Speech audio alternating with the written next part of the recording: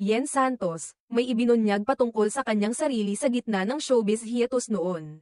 Ibinahagi ng aktres na si Yen Santos ang isang personal na bahagi ng kanyang buhay sa pamamagitan ng isang Instagram post nitong Biyernes, ika-16 ng Mayo, sa nasabing post.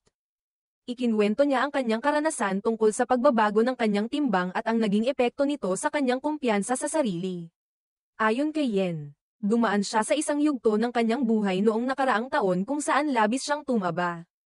Inamin niyang nahirapan siyang tanggapin ang kanyang itsura sa salamin at halos hindi niya na raw makilala ang sarili dahil sa sobrang pagdagdag ng timbang.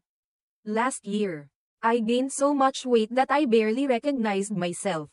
It was the heaviest I'd ever been and honestly, I couldn't even look at myself in the mirror. I just didn't like what I saw. Nothing fit anymore, and the frustration started to weigh heavier than the actual weight, ani Yen sa kanyang post.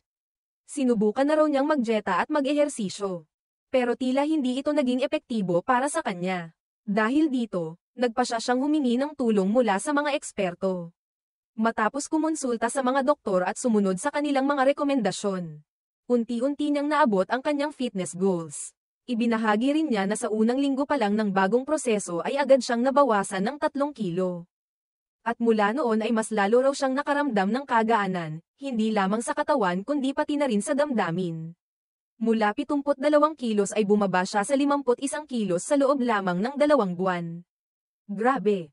First week pa lang, I lost 3 kgs agad. Since then, I've just been feeling better and better. From 72 kilos to 51 kgs in 2 months, and more importantly, I've found the confidence I lost along the way, dagdag pa niya. Samantala, naging sentro rin ng usapan sa social media si Yen matapos kumalat ang isang larawan na ibinahagi ng kapwa-aktres na si Kira Ballinger. Doon ay napansin ng ilang netizen na tila may pagbabago sa katawan ni Yen, at may ilan pang nagbiro o nag-isip na baka buntis daw ito. Ngunit hindi na nagkomento si Yen ukol sa mga espekulasyong ito.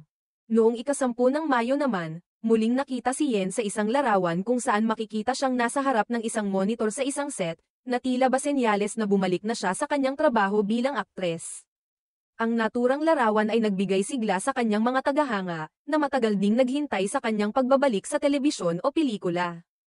Ang paglalakbay ni Yen sa pagbabawas ng timbang ay isa lamang patunay na hindi madali ang proseso ng self-improvement, ngunit posible ito sa tulong ng determinasyon, tamang kaalaman, at suporta mula sa mga taong maaasahan. Sa kanyang pagbabahagi, nagbibigay siya ng inspirasyon sa marami, lalo na sa mga nakakaranas din ng parehong hamon sa kanilang personal na buhay.